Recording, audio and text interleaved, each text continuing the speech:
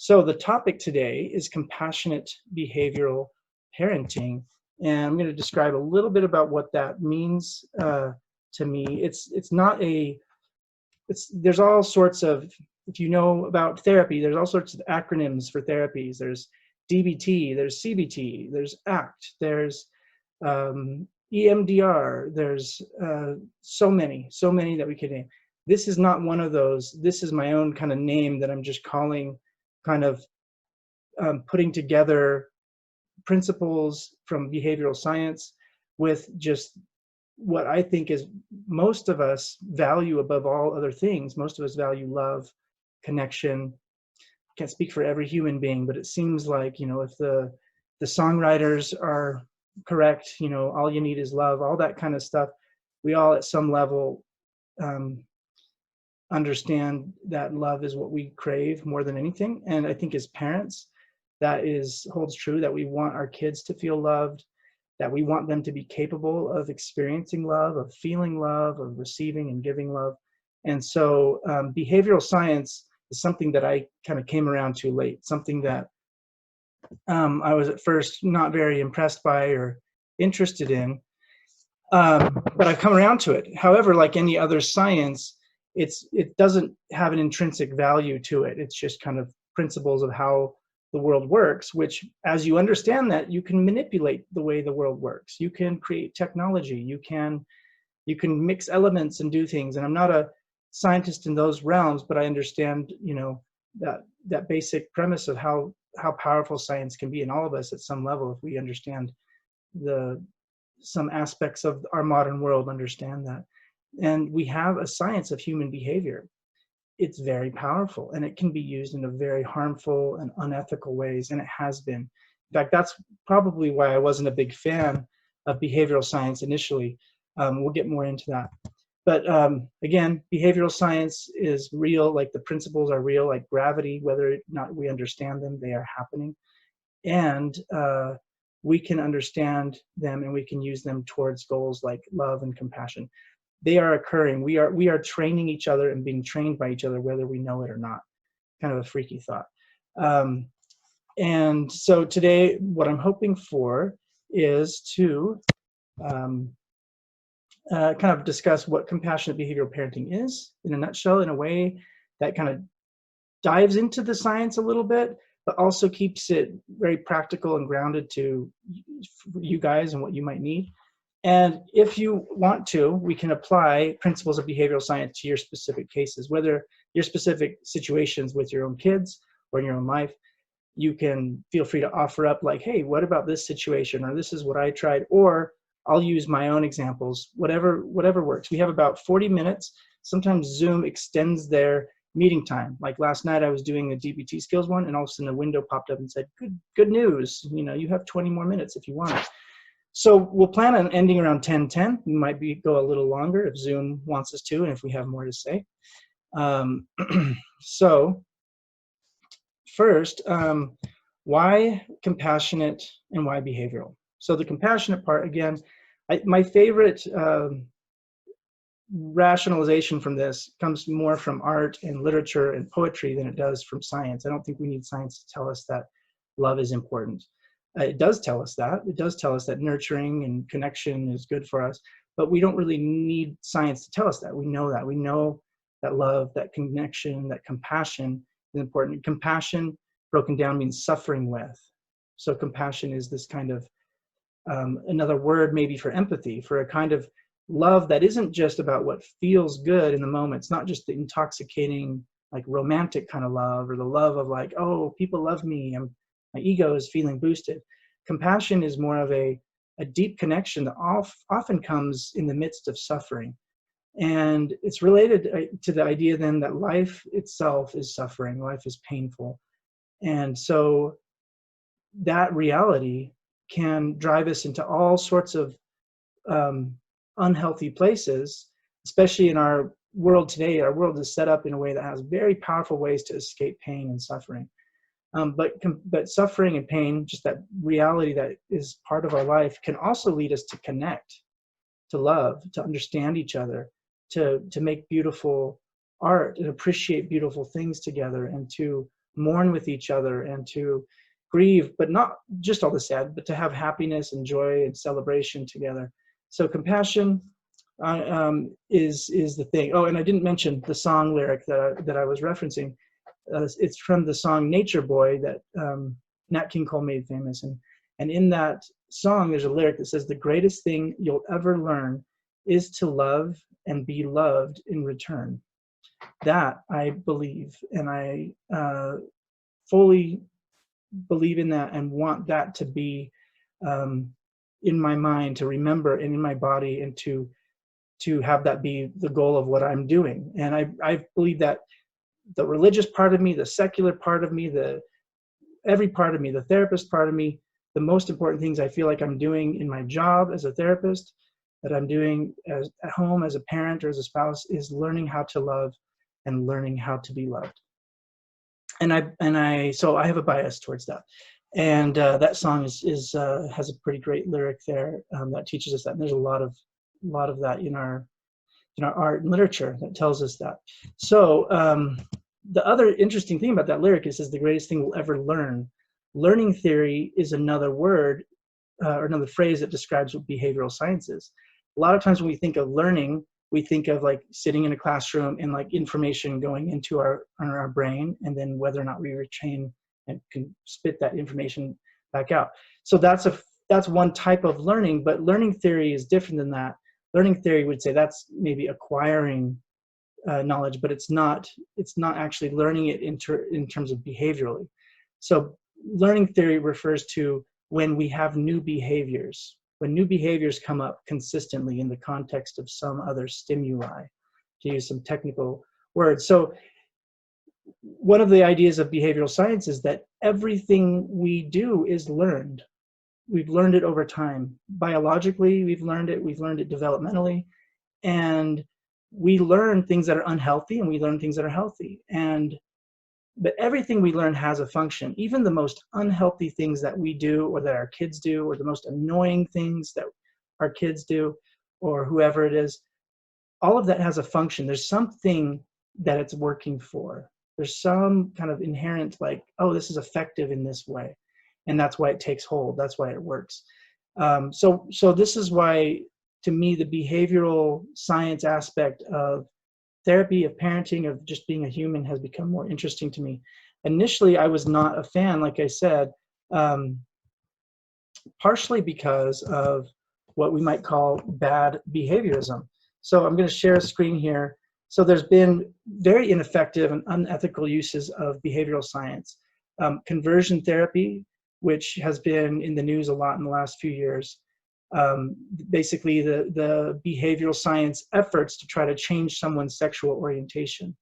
So they were using, principles of behavioral science, like, okay, let's find what's reinforcing, let's find what's aversive, and let's, generate the stimuli, and then try to, make opposite sex attraction more appetitive or more reinforcing, and let's try to make same-sex attraction less appetitive, more aversive, by applying different, reinforcers and different punishers. So, and I mean, I'm not an expert on this in terms of the history of it, but it's been considered unethical for many years, unfortunately still been practicing by some people. So the reason this is bad behaviorism isn't just because, oh, we shouldn't use science to do that.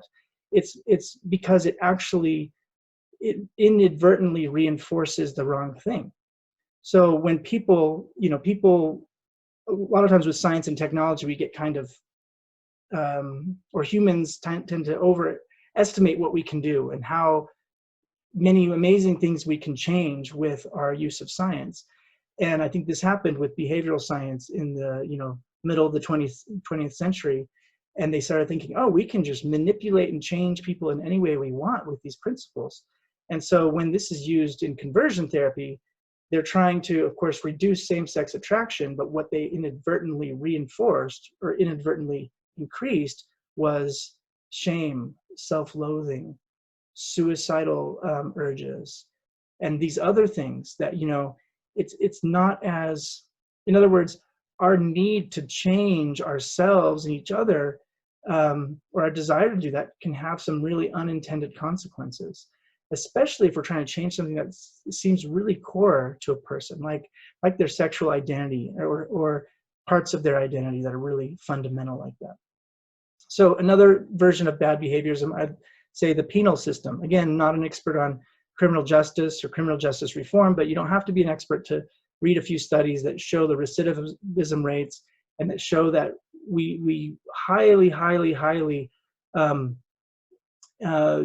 well, and really we're not paying attention to the behavioral science because we're doing more punishing than reinforcing. We're focusing on, stopping the behavior that we don't want in society by using punishment as a consequence, which does work in some ways and in some cases. However, it's much less effective and more likely to have inadvertent other side effects or bad consequences than using reinforcement of behavior we want to see. So that's a little bit on why initially I wasn't a fan of behavioral science. The other reason is when I was going to graduate school, learning about therapy techniques, I was really drawn to humanistic and experiential. It felt compassionate and warm. You treat a person, not as an object to be manipulated. And so the behavioral science stuff is just like, I don't want to talk about stimuli and aversion and appetitive and tables and charts and like measuring behavior. It just seemed like that's not the point. That's not why I want to do this. However, as I was working with clients and when I was specifically at New Roads Behavioral Health, I was there for almost 10 years. And a couple of years into that job, I was working with very complex clients, people who had self-harm issues, heroin addiction. I'm talking about the same individuals, self-harm, heroin, suicidality, impulsive sexual behavior, eating disordered behavior, severe depression, PTSD, with like 6 or 7 traumas, like people that had 8 or 9 diagnoses, and you could go into a session and spend 3 hours on any topic and still feel like I'm here, I care about this person, they know I care about them, I'm doing the humanistic, client-centered, person-centered stuff, and they're not going to survive if we don't figure out how to change some of this stuff. And the problem is some of those really extreme maladaptive coping behaviors and patterns are so behaviorally reinforcing because the short-term reinforcing is more powerful for all of us as humans. And so if we get stuck in a loop of something that's more destructive, it becomes really difficult to get out of. And this is when I started getting trained in what's called dialectical behavior therapy and acceptance and commitment therapy and other therapies that are more radically behavioral, like B.F. Skinner's therapies from years before. However, they bring much more compassion and acceptance. In fact, the science led to this truth that accepting ourselves and accepting people where they're at leads to change more than like, okay, we've got to change this, we've got to change this, we've got to change this. That accepting people where they're at leads to more change. It might not be change that we're in control of, but it might be their own kind of where they naturally are going to change. And so a lot of the radically behavioral therapies now actually are very much more centered on acceptance strategies, how to express empathy and validate someone else's experience and listen and open up and notice our impulse to try to change them or to try to, motivate them to do something that they don't want to do. Notice that and bring it back to meeting them where they're at. So it's interesting that behavioral science in the therapy world has kind of come, the evidence and the effectiveness has led in terms of working with humans to this place that's much more humanistic, client-centered, or person-centered. The benefit that the behavioral science brings is this framework of looking at it scientifically and looking at, okay, behavior can change, and understanding some of those principles about that. So I'm just going to pause here for a second and say, if anyone has a question or comment or something before I move on, you can either unmute yourself and ask it, or there should be a chat feature that you could chat in there something. So you can do that if you want to, but you don't have to, and we'll just keep going. All right, so I'm going to tell a story about Sunny. Sunny is our now 14-year-old son.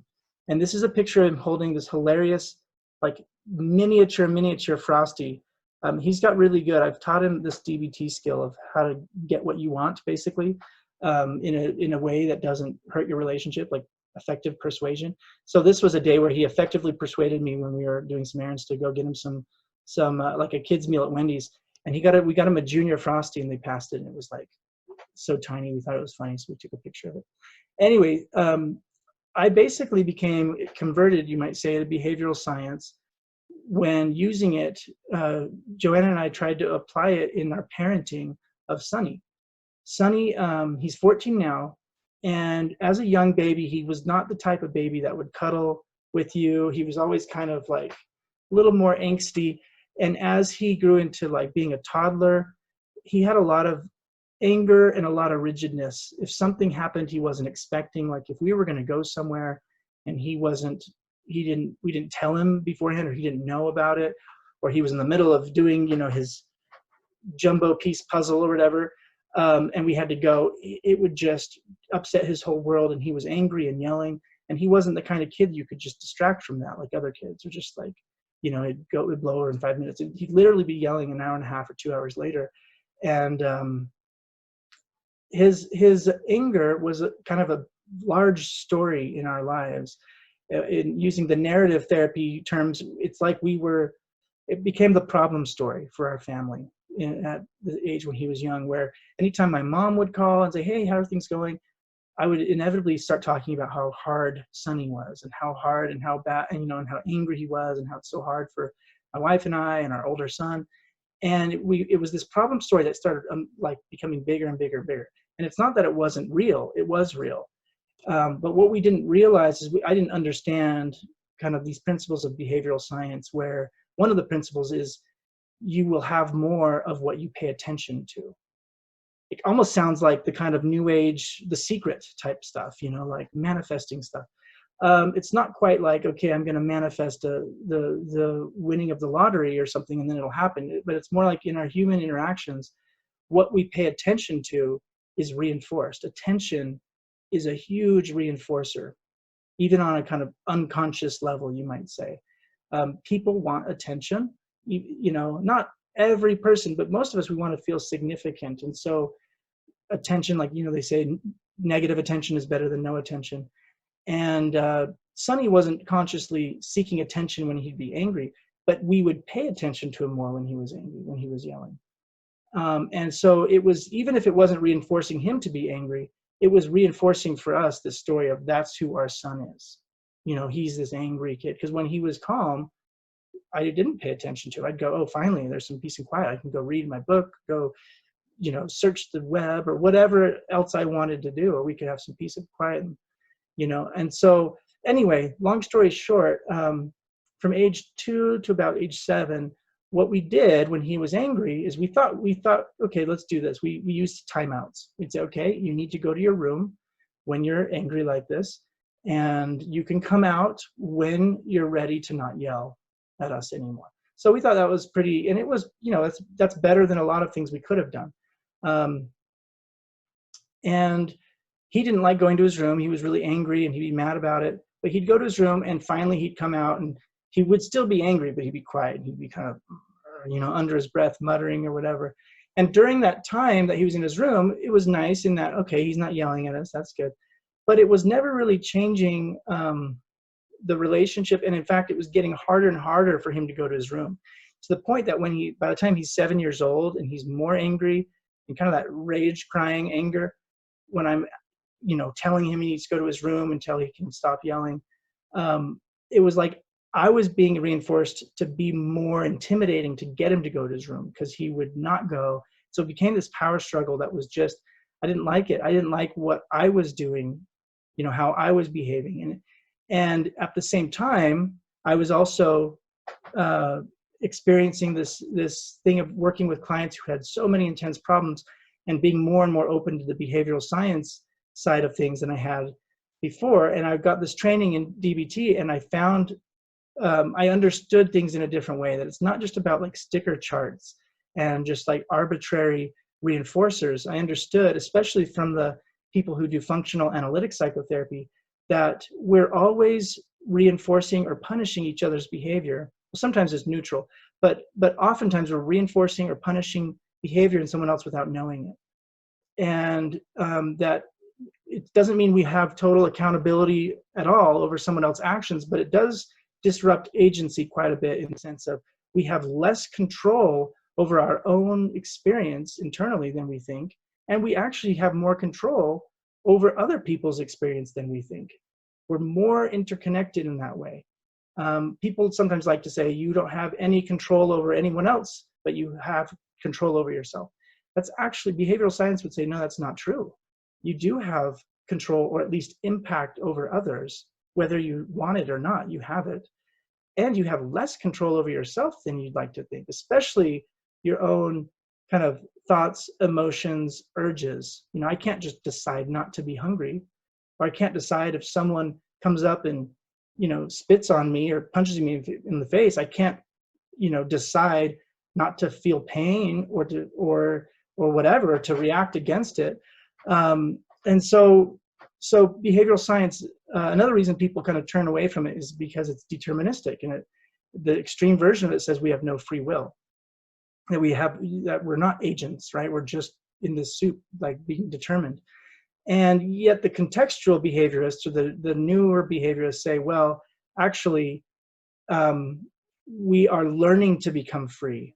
We're learning to not react to the stimuli, but to choose according to what we value, if that makes sense. So coming back to Sunny, one of the things I learned is you apply, or that natural consequences are more powerful than arbitrary ones.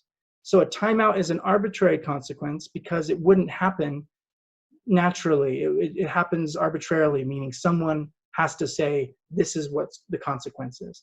Whereas a natural consequence, if your kid is yelling at you, is that you're going to feel upset, you're going to feel hopeless or disrespected or angry or whatever you're going to feel. And that'll be different for different people, but there is a natural thing that occurs when people get yelled at. Another natural consequence might be that the other person who's yelling, in the moment, they might feel powerful, they might feel in control, but later they might feel more ashamed or more embarrassed or more hopeless themselves, that, man, why do I keep yelling at people? And so the natural consequences are super, super, super important to stand back and kind of and notice. And learning theory, we want to pay special attention to consequences. So basically, one of the things I learned was pay more attention to what you want to see and pay less attention to what you don't want to see. And so with Sunny, what that meant was, I came home from this training. I was in Portland for like a full week. I came home and I said, hey, Joanna, let's try something different. Let's try to, when Sunny's yelling or being unreasonable in these ways and aggressive, let's try to act like it's not affecting us. Not ignoring him in a spiteful way, but just act like it's not affecting us. And then when we see him in a moment where we thought he would have yelled or something like that and he doesn't, let's increase our attention and reinforcement and praise or whatever that is. And so we agreed to try this out.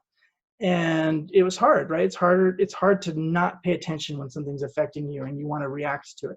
But we did our best to like, oh, it's not really affecting us, and just go about and answer his questions just in a straight face or whatever when he's yelling. And then when we saw moments of, we thought, his brother's bugging him, and he normally would have burst out and lashed out in an angry way, and we saw that he didn't do that. The first time that happened, I went up to him and I said, hey, Sunny, good job. You didn't yell at your brother. I praised him, right? And he looked at me and was like, what, you think I'm just mean all the time? So he didn't get angry, but he was just kind of perplexed. And rather than saying, okay, that didn't work, because I had learned in this training that not all reinforcement is the same. Like, people are reinforced in different ways. And so I was thinking about it in the love languages, right? Love languages work, not just romantically, but they work just for humans. And so I realized, yeah, Sunny doesn't like praise. He's like, he feels condescended to. So the next time I thought, physical touch? I don't think so, but maybe. So the next time I saw him doing this behavior I wanted to see more of, which was the behavior of not yelling, kind of keeping his cool when he's being bugged. I just went up to him and I put my arm around him, and he totally just sunk into my side. And we did this method of, you know, paying less attention to the behavior we didn't want to see and paying more loving attention after the behavior we wanted to see. And his aggression decreased more in that month than it had in, 5-6 years of timeouts. So that, to me, I bought in. I said, okay, I understand the behavioral principles better, and I'm not going to use them in an unethical way. I'm not going to use them to, try to change who he is fundamentally. But I do, for him, I want him to be able to not interact with people in such an aggressive way. I think that's a compassionate thing to help him to learn. And so that's the beautiful thing about it is the science tells us that reinforcement works better than punishment. The hard thing about it is that we have what some people call a negativity bias. I think it's evolutionary psychologists who talk about this. Evolutionary or negativity bias means that our brains are hardwired to look at the problem, look at things when they're not going well, instead of looking at things that we want to reinforce or things that are going well. And so with our kids, with our spouse, with ourselves, we are going to be oftentimes really harsh critics just automatically. Doesn't mean that we're just a bad person or we're super judgmental. It was good for our, ancient ancestors on the plains to be more cautious and to apprise or evaluate a situation on its worst case scenario. The example that's used in some of the literature is like you see your ancestors, or you see something big off in the distance on the plains. Are you more likely to survive if you think that it's a dangerous bear and you avoid it? Or if you think that might be a bush with berries that we can eat and we can go get some of those? The idea is that the people who had more of a, aversion, the aversion was more powerful to them in terms of, I've got to avoid the problem, or I've got to fix this problem, rather than, leading without fear. So the idea is fear is an important evolutionary trait, and problem solving and fixing things is an important evolutionary trait. However, when applied to people who don't have existential threats around them, right now we've got the coronavirus, so we have some existential threats. Fear is good in some of these cases, and anxiety when we have this kind of pandemic situation. But there's other areas where paying attention to the problem that we're seeing in our spouse or partner or our friend or our parents or our kids is actually might perpetuate it or cause even other problems. And so we're battling against this negativity bias. The good news is our minds can also do this thing where we don't just have to do what we're urged to do. So we might have the urge to yell at our kids or say something critical to them.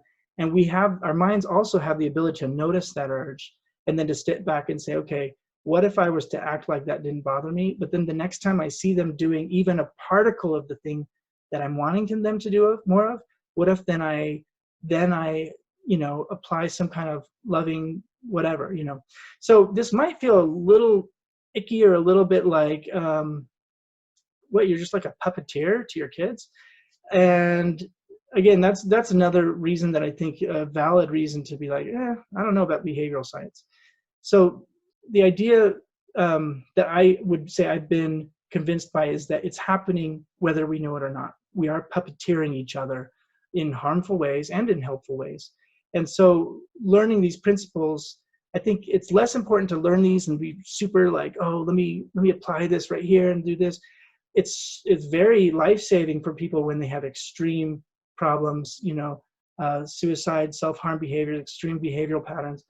But just kind of leading with, how do I learn to love and be loved? How do I express love to the people in my life? And how do I ask for it? And part of this has to do with validation and kind of expressing understanding, even when we disagree with something that the other person is saying or doing. How do we start with, it makes sense that you're feeling this way? And keep our own sense of limits. That's one of the most powerful kind of combo skills I've learned as a practitioner, as a parent, and as a trainer for parents is learning to validate. I understand that you're upset. We used this recently with our kids who wanted to play with their friends during this pandemic. I understand it totally makes sense. You want to play with your friends, and this is really like a weird situation. and it's hard to just stay in home, that makes total sense. And that's important, not but, and this is so important, and we got to figure out how we can do this together, because it's not just about us not getting sick. It's about our social responsibility. It's about grandma and grandpa. It's about, the world, and slowing this thing down. The importance of "and" here, it shifts it from a debate type thinking where it's like, I understand you want to play with your friends, but you don't get how serious this is.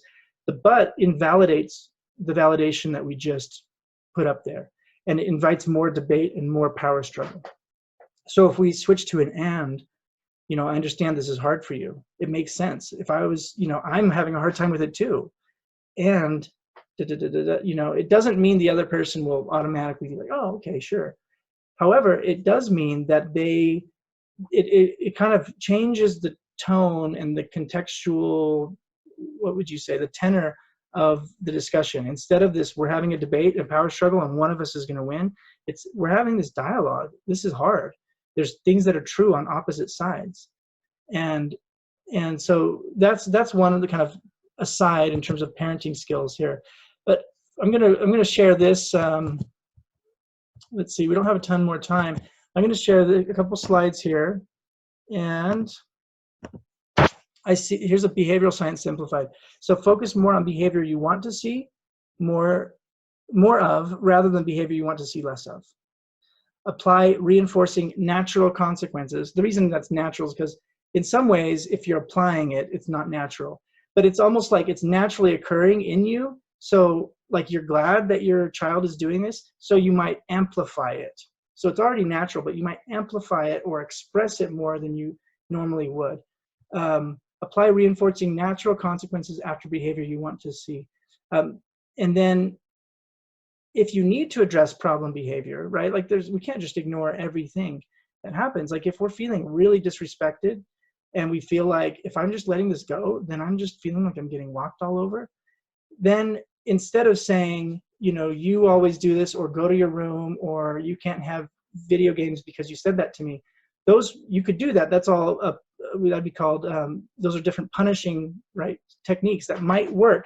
However, natural punishment would be more powerful. Just like if you touch your hand on a hot stove, that's going to be more likely to make you not touch it than if you had never touched your hand on a hot stove, but there was like, you didn't know what was going to happen, but people were just telling you shouldn't do that or whatever. So natural punishment might look like saying, like amplifying what you're feeling out and saying, I felt really hurt when you said that to me. That's like a self-disclosure. Rather than attacking, you can't say that, or I can't believe you would do that. I felt really hurt. It's that typical cheesy I feel statement that therapists always talk about. But think of how much more impactful that is on the other person's behavior than saying, go to your room for the next week or whatever. Saying I felt hurt, it's scarier, it's more vulnerable. And if it's someone you care about and you love, like your kids or your spouse, it's more likely to be behaviorally resonant to them. It's more likely to stick. It's more just like other natural consequences are. So I'm going to move on to, oh, sweet. Scott sent, time was upgraded by Zoom. Awesome. So I'm going to move on to another slide that shows this ABC. Some of you guys might have seen this before if you took some sort of a psychology or behavioral class in college or in high school. A lot of times people use this model ABC. So the A is the antecedent, and there could be arrows going from the A, like an arrow, like a linear thing, and from the B to a C, because behavioral science is really all about cause and effect. Like most science is about figuring out cause and effect. And most of the time we're figuring out correlation more than cause, but we can get closer and closer to cause in a lot of ways. So antecedent is the A. That can be what comes before the behavior. And it includes the context. Sometimes we call this triggers, like what triggers someone to react or to do a certain thing. The B, when we're analyzing behavior, is the facts of the behavior. What happened, when did it happen, where, in the presence of whom, how much, and for how long. All those kinds of specific details are important. And we want to look at these when we're analyzing behavior in a like really using our logical scientific mind rather than putting moral judgments like, instead of so and so was being really mean, we'd say so and so raised their voice in this way, that they said these words in the presence of, in this kind of. And then the C is the consequences, or what comes after. Again, not consequence. A lot of times as parents, we think a consequence is something that we do that's punishing. That would be a very narrow and ineffective way of applying behavioral science, because we'd just be thinking that the consequence is something that we have to introduce, rather than thinking it's just plainly what happens after behavior. So if we let's think about some extreme behavior for a minute. Let's think about a coping behavior that's not healthy, right? Let's say we have a kid who is supposed to be doing their homework, and when we leave the house, they tend to get off their homework and get on the video games or something like that, right? And so that's the behavior we want to change. The consequence, rather than thinking of, well, then they lose media for a week, that is a consequence. That would be an arbitrary consequence, which sometimes arbitrary consequences are needed and helpful. However, we want to just think of it as broadly as possible first. The consequence is what comes after. And first, thinking of natural consequences, you'd say, what's the natural consequence for the person doing the behavior, right? So for the child who said, let's say they start playing the video game, and we want to just stick with facts. So we would ask ourselves, what is happening for them? They're probably, there's something drawing them to the video game. Maybe they're feeling some pleasure. Maybe they're having some dopamine release. Maybe they're feeling, maybe the stress of their homework or the annoyance of their homework is gone. Maybe they're talking to friends in the video game, and so they're feeling that kind of social connection. So we're looking at, like, right after the behavior of them, putting their homework down and going and starting the video game, what's going on naturally for them. They might also be looking over their shoulder, and listening. Another consequence might be that they're feeling a little bit of anxiety about, like, oh, I got to turn this off before mom or dad gets home. Or, it'll be different for different kids. But the idea is looking at those consequences short-term and then long-term. Long-term consequences might be dad or mom feel frustrated. There might be arbitrary consequences introduced, like losing privileges. So we're looking at what are the short-term and then long-term consequences. And then we can say, okay, one thing that we can learn that's helpful about problem behavior, we learn what's really reinforcing for them, right? So we would want to not assume what's reinforcing. A lot of times as parents, we just assume, like, video game equals bad, video game when they're not supposed to, instead of stopping and being a little more analytical and saying, what is it that they're getting out of this that is so reinforcing to them? Is it an escape? Is it that they're connecting with friends? What is it? And what about it is valid? And we can start there. Like, it makes sense that you really don't want to feel the stress of school or the annoyance, or you really want to connect with your friends. And when I came home and saw you playing video games, I felt really disrespected. And really, I felt really hurt, actually, that you were sneaking around to do this. And I would much rather have you be honest and say, hey, dad or mom, I'm trying to figure out how to play video games, or change our schedule around so I can have a little bit of time with my friends before I'm done with all my homework, or whatever. And they might not be successful with that. But the idea is validating that even in the most problematic behavior, there's something wise there, and we can connect with them and say, there's something about this. It wouldn't be happening if there wasn't something about it that to your organism is really reinforcing and repetitive. And that goes not just playing video games when you're not supposed to. That's drug addiction, drug use, self-harming behaviors, right? You can think of all these things have short-term rewards, and our brains are hardwired through evolution to go towards what is short-term rewarding. It's more appetitive. So when we're analyzing behavior, we're thinking of what is appetitive, we're thinking of what is aversive, and we're expecting that we ourselves and the people we love are going to be going towards the things that are appetitive. Appetitive meaning appetitive, right? Appetitive. and we're going to be going away from things that are aversive. So instead of blaming each other for doing that, the idea with behavioral science and compassionate behavioral parenting would be expect that we're going to do that and find ways that, well, before I go on there, the things that are short-term appetitive but harmful in the long term, they become aversive because we start hurting our family or friends. We start feeling more depressed or more down on ourselves, that we're not like writing that screenplay. Instead, we're binge watching all the shows. Now I'm sharing my things, right? It's a lot more appetitive for me every night before I go to bed to stream whatever show I want to watch than to work on some creative project. And that doesn't mean we have to always be doing the thing that's hard for us. Like, we need escape. We need some avoidance and some distraction in life. However, if our lifestyle is based around that, that tends to be a recipe for, more compulsive cycles into escape. And this is where mindfulness and acceptance strategies are explained by behavioral scientists as a form of almost exposure to your life as it is, to life in reality, and the ability to kind of expand your psychological muscles so that you can be present and you can feel gratitude and feel compassion even in the midst of something really boring or mundane or sad or frustrating. And mindfulness is a powerful behavior that can help you as parents to kind of approach these things with more compassion. So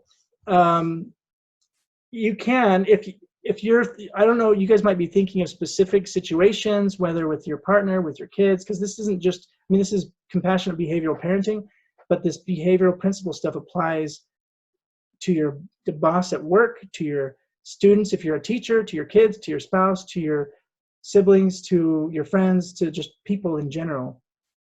And you can see it on a macro level. There's all sorts of, when you think about the media, and like there's this phrase in local news media, they say, if it bleeds, it leads. And that's kind of a macro example of how we are attuned to the things that are the negativity bias. We're attuned to things that are dangerous, that are scary more. And so our kind of, you might call it the free market kind of system of things naturally tends to, the things that are more appetitive in the short term are things that are sensational, things that are scary, things that are bloody, things that are conflict riddled. And so that's what we get on the front page of news. And it's not saying that those things aren't important to address, just like with our own kids. It's not saying, don't worry if your kids are fighting all the time, just let it be. However, it is saying you might be able to change it more if you pay attention in compassionate ways to when they're, and in really present ways to when they're doing more behaviors that you want to see more of. And when you need to address behaviors that are problematic,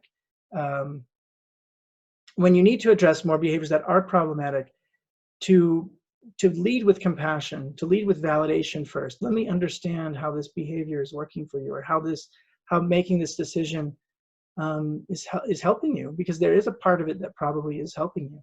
And then let me share my experience of what I'm feeling about it. So we have a question from Scott. It says, any tips for how to deal with anxiety that arise when considering challenging the short-term cycles? It sounds true and helpful, but makes me anxious just to hear it discussed. So talking about this, everyone has such different kind of starting places. We're much more diverse than we'd like to think in a lot of ways. And so people who are struggling with anxiety already, sometimes to learn this kind of stuff, if you already have like a perfectionistic mindset where your orientation has been that the world needs to change, I need to change, things need to change, how do I do this better? Like, it's just gonna very much might overwhelm you and just be like, oh, this is too much. And that's why I don't know if it's as important for everyone to learn all the ways to analyze behavior, because if you're dealing with anxiety, you're analyzing it all the time anyway. It might be helpful to learn that, like, okay, the analyzing the behavior itself might be a behavior, and find what comes before it and what comes after it. So with anxiety, it's a perfect example. Usually anxiety is triggered by a stimulus. It might be thinking, okay, here's a new thing I have to worry about and focus on and learn to be happy. And then the behavior might be like, oh, now my mind's going wild with trying to figure out and learn the stuff and apply it and do it right and do it perfect. And now I have to be in control of all my kids, and I have to be, that's not going to help. And we have to understand, what is the function of the anxiety? So what's the wisdom of the anxiety? It might be that over time someone has learned that that to be in an anxiety loop, to be in a loop of problem solving. And what comes after, it might be a way to cope, or it might be whatever.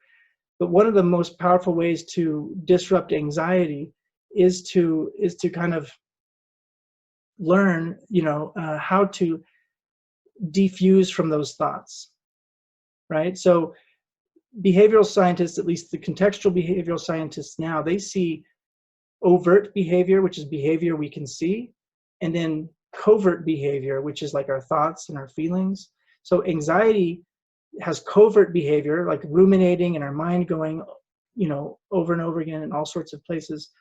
And then the overt behavior might be avoiding something, or it might be any number of things. So the idea is to learn how, rather than controlling your thoughts and stopping the like frenzied activity, because that will actually, the more you try to stop your anxiety kind of mentally, the more kind of powerful it'll get, or the more powerful way you'll need to stop it. Like, okay, now I need to use more harmful substances that are mind altering. Now I need to use more extreme behaviors that will help me escape. And instead of that, it's the idea is, how do we step back from our thoughts? I know, easier said than done, but how do we let them be there and then engage in the overt behavior that we value? So one way to think about it, coming back to kind of a more maybe practical approach, is think about the love languages. Think about praise, physical touch, quality time, service, gifts. Those are like the love languages. And think for your own self, think, if I was experiencing compassion and love and self-worth, what would I be doing overtly? What would I be doing with my body? What would be the observable behavior?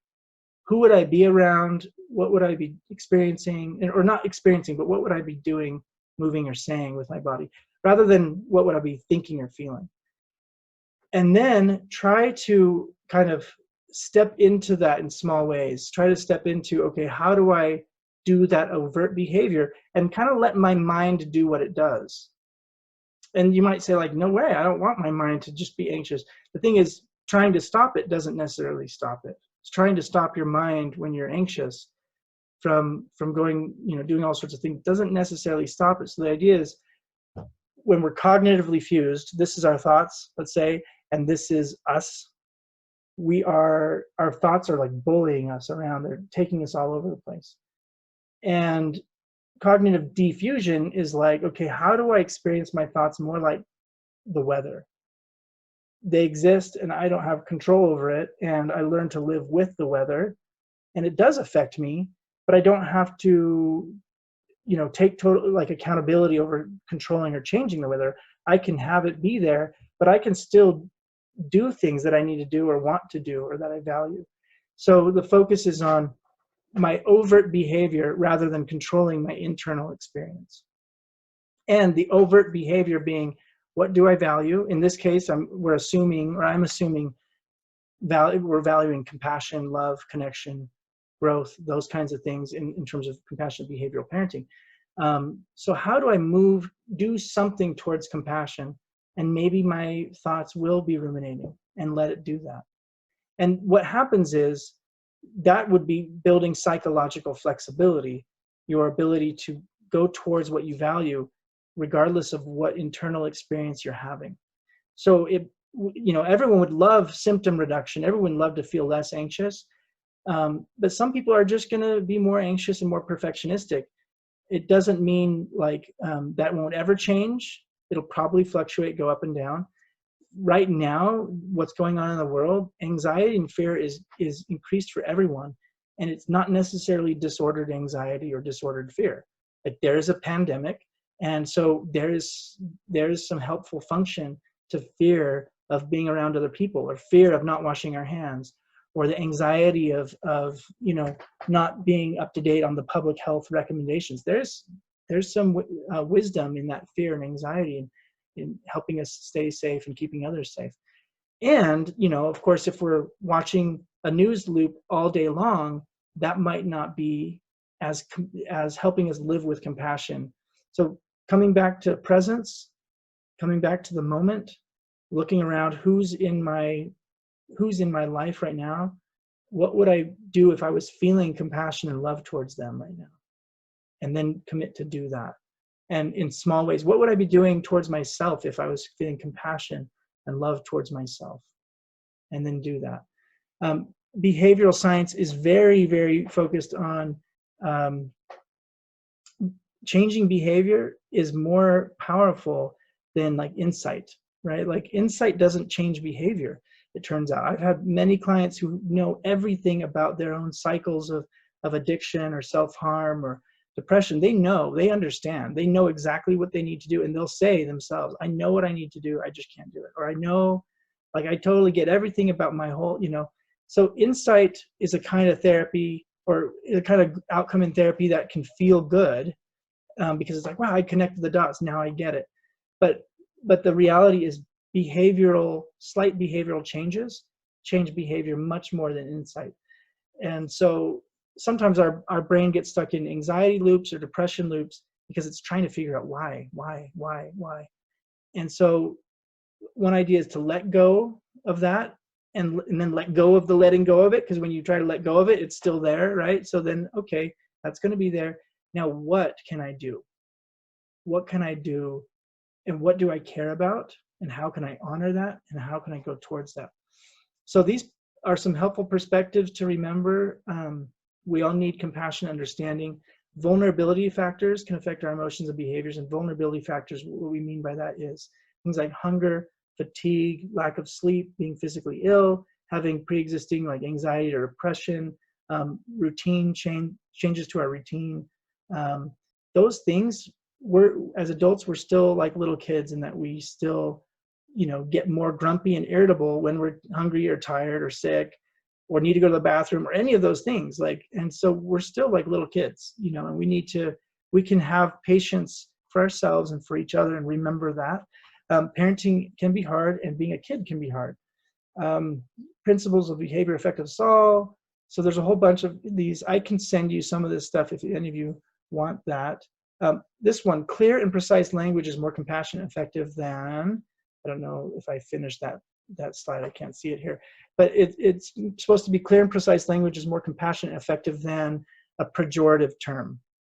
Like we in this kind of therapy that we do, we try not to use terms like manipulative or bad or anything that's like pejorative.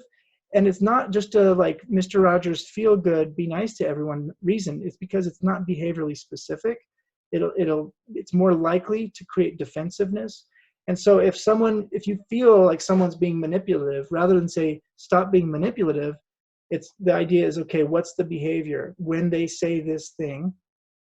When they say, if you don't let me play video games, then I'm gonna hurt myself, or whatever the thing. It's like, well, I'm being emotionally taken hostage or something. Instead, say like, okay, when you want to play more video games, when you ask for it in this way, I feel less likely to give it to you. That's more behaviorally specific. It takes longer to say, but it's more behaviorally specific, and it's more empowering to the person for them to say, okay, let me help you like figure out a different way to get what you want, because there are effective ways to persuade people to get what you want that don't leave the other person feeling undermined or deceived or lied to. So clear and precise language is important. Another thing on here, we're doing the best we can. Our kids are doing the best we can, and we're still learning. We're still alive, which means we're still learning.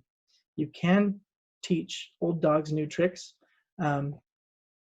it's true, you can, and it's a little harder, but it's definitely possible. We're still alive. We're still learning. We're still growing. Um, let's see if there's any more comments. I don't think there are. I'll go to this last slide here, and if there's any other questions or comments right now, um, feel free to type them in on the chat or to unmute yourself and say them. And if not, we'll go ahead and get ready to sign off. Hopefully this was helpful to you. And I really, to loop back to the beginning, I really feel strongly like this idea of learning to love and be loved is really important, and that we can do it, you know. Ooh, here's one. How do you find out your kids' love languages? Okay, thanks, Josh. So a good way is to try them out, and notice their responses. Like, go give your kid a hug and see if they totally collapse into it, and, you know, go give your kid something and see their reaction. Praise them and see their reaction. You can ask them too, but again, behavior is more illustrative than insight. So a lot of times we think we know things about ourselves, and we can say, oh, well, this is what it is, this is what it is.